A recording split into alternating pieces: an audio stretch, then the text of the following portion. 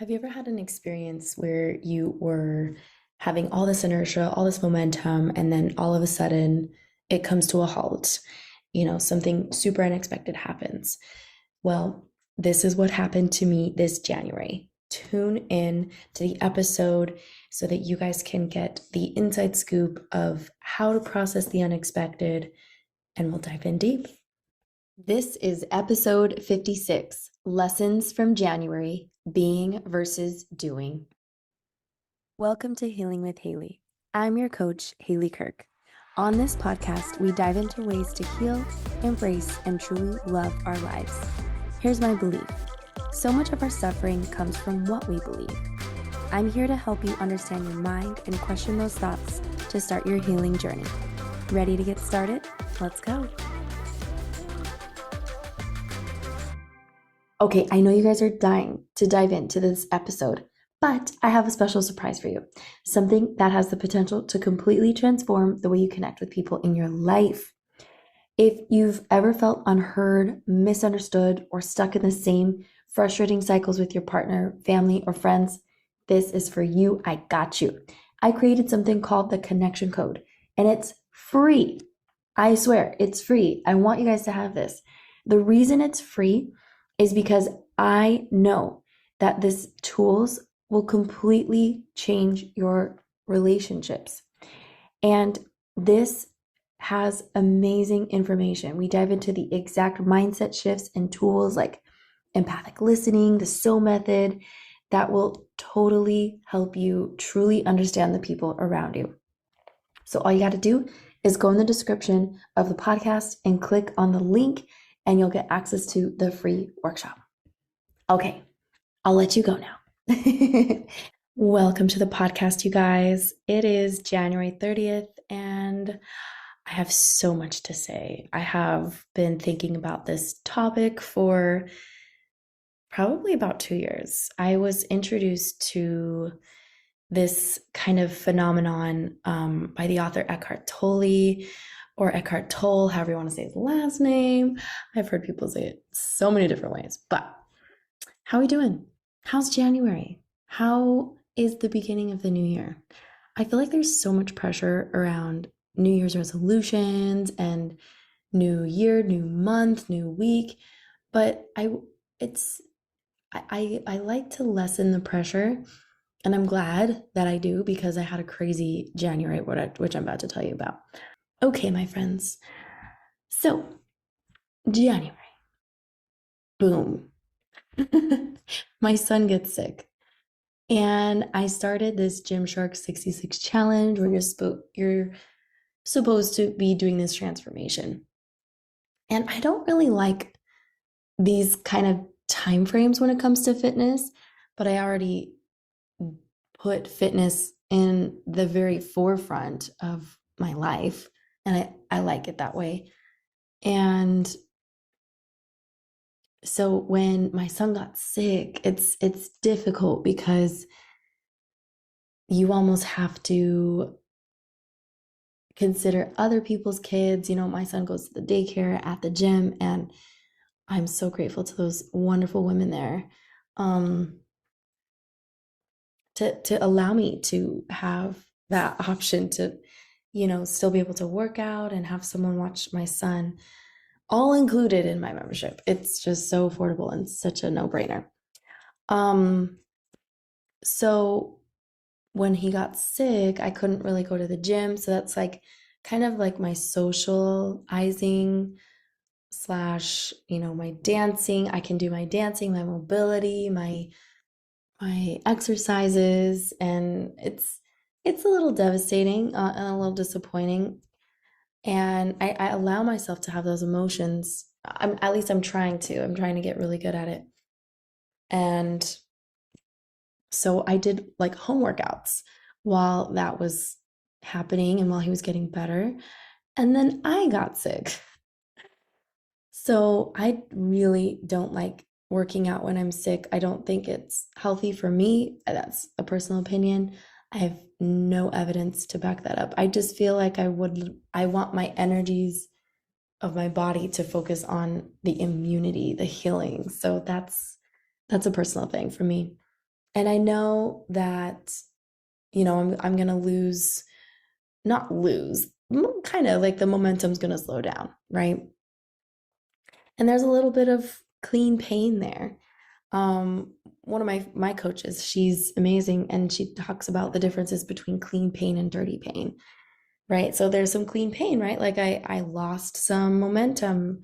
I lost being able to like mark my little habit tracker X for my exercising of the day, which is so rewarding and a nice little dopamine hit. But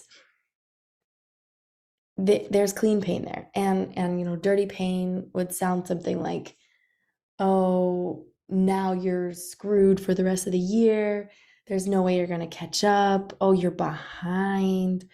You can't do this. Like your life is so horrible. It's a spiral. And you're like, okay, slow down there, little brain. I got you. It's okay. It's okay that we're sick. I felt a lot of sadness that I couldn't do things, that I couldn't be my normal productive self. And it's difficult, right?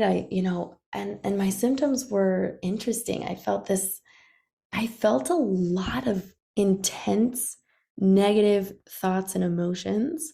I felt weak. I felt low energy, and I'm a very high energetic person naturally, which I'm very grateful for. I love that part of myself. And I just felt off. I felt out of norm, and my poor son, he had a low energy mom, and I wasn't able to be as playful and uplifting and as I wanted to. So then that created some mom guilt, and and then I lost some, opportunities to, grow my business and grow some income. So that also added more stress, right?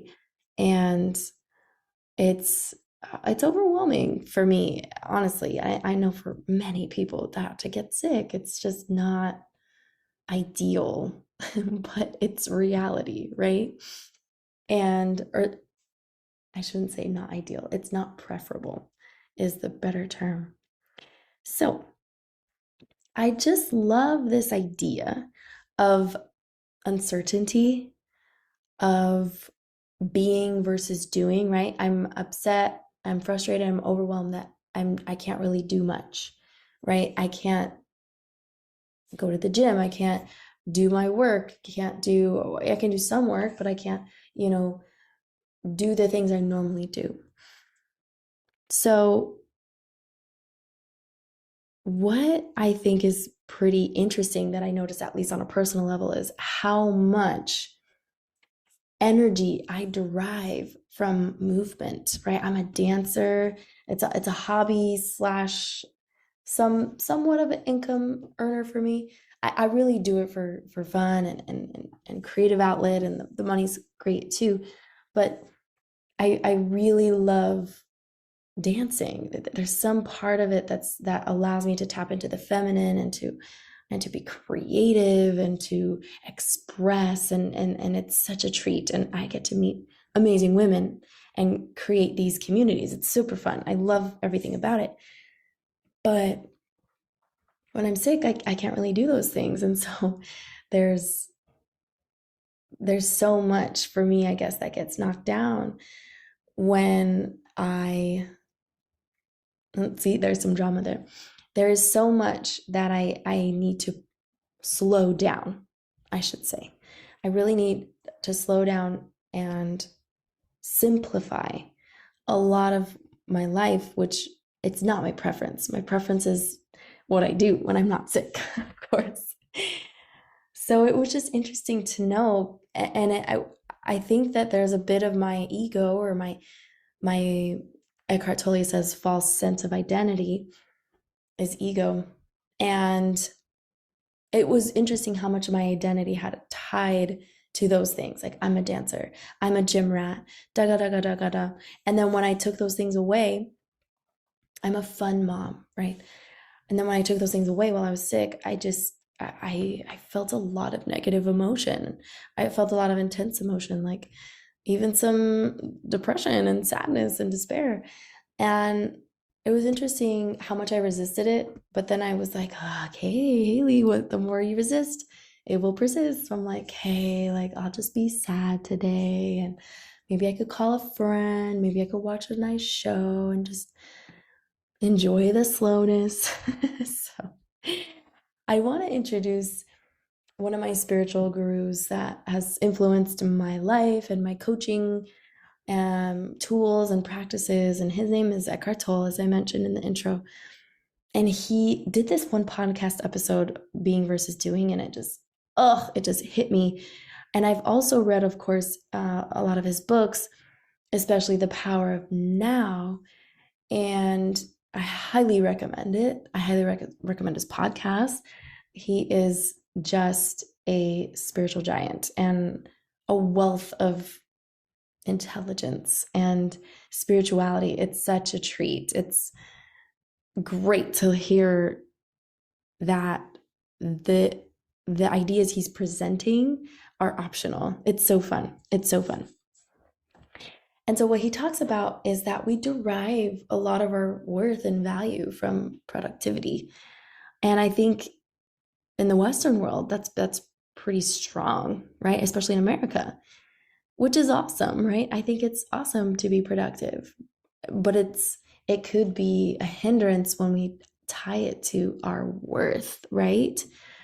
And then the illusion that our value comes from what we do rather than who we are can cause us a lot of suffering. Yeah, so it's just kind of interesting to kind of ask yourself, like, what if I was, God forbid, like became paraplegic where I couldn't move at all? Am I still worthy? And the answer is yes, of course. And how do we know? Because we're here, we're alive. That's how we know. Not saying that if you're not alive, you weren't worthy, but like we're meant to be here. And there's value and worth in that. So I want to share another really beautiful piece to give more evidence or more context and content to this being versus doing. This is one of the artists on an app called Insight Timer. And it's like a mindfulness meditation sleep app. And her name is Sarah Blondin, and she created something called Befriending Your Natural Cycles. Recognize life's rhythms. And here's how she beautifully starts this passage and meditation. We have become so afraid of entering the place of non-doing that this prospect triggers an unhealthy avoidance to this very place within us. There are cycles we are ignoring. There's a spirit world we are forgetting the language of. All life needs rest and incubation. All of life needs time below the surface where it can breathe itself full and round, where it can reconnect with its nature and spout again in its flesh form. Just as you cannot force flowers to continually bloom, the same is true for all human life. There is great value in letting go and dropping down.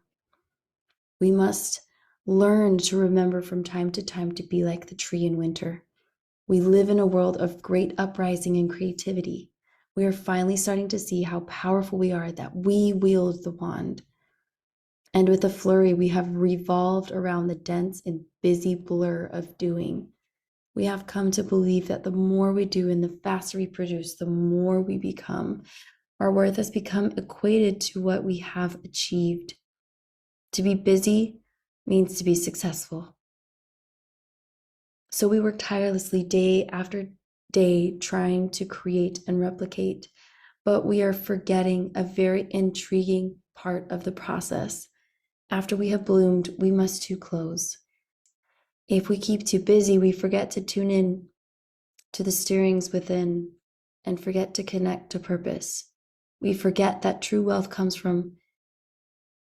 first from nurturing the relationship within oneself. Watching your visions takes place and goes into the world is one of the great manifestations of life. It fills us and gives us a sense of great purpose. We are meant to do, but we must never forget. Take rest in the great darkness, for it knows it. Great radiance is an accumulation of all its stages.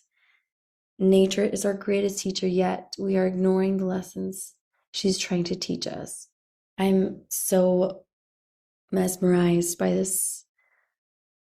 When I heard this meditation or monologue, I really felt heard. I felt understood because I was in this sickness and I was like, man, this is so tough to be here and not be doing and keeping to my schedule and my commitments and everything else. And it was just this beautiful analogy of that flower, of the moon, of a tree. The imagery is so connecting and healing to nature and how human we are, and how much we're not robots, and how much we kind of push ourselves like robots. And it just gave me this really great sense of everything's going to be okay. You don't have to hustle and grind all day long. And that was so freeing for me. You guys, I hope you have enjoyed this episode. I hope you're encouraged to allow both into your life. Allow moments of bloom, allow moments of hard work. I believe in work hard, play hard so much. And I think that the more we can play, the longer and fun and exciting our lives are going to be. And I think that if we can tune into that uncomfort or the discomfort of being, I think even that's a baby step in itself. I think that it is so important to let ourselves be and not always doing. Doing does not quantify our worth, our lovability. That is already inherently there. And you do not have to do anything in the name of love, appreciation, or acceptance. We get to do that for ourselves. And I love that she says that. We forget that true wealth comes from first nurturing the relationship within oneself. Yes, yes, yes. Couldn't have said it better.